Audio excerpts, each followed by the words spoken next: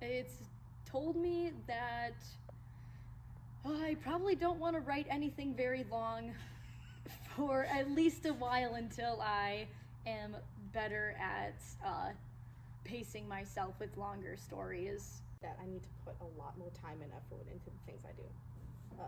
It's not just, especially with poetry writing, there's so much of poetry that people think is just rooted in fleeting emotions and thought.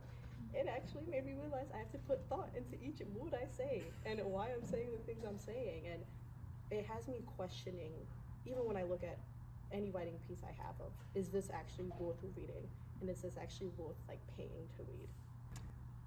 It's taught me that obviously creativity and especially like longer form novels is a very, very slow, long process where it's not just what you're writing, it's built off input from a lot of very different people to help shape the final product.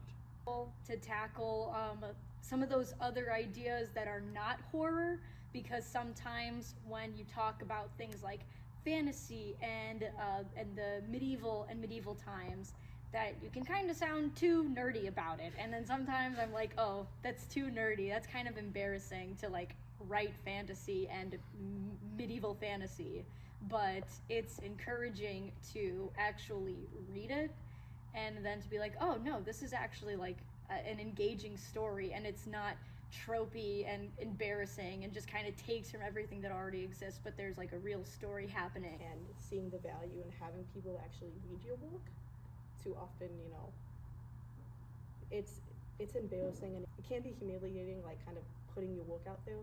But from this experience, I saw that there is fruit and there is good reason and there's good benefit in giving your work to other people, even if they're not writers themselves. You can use it for something.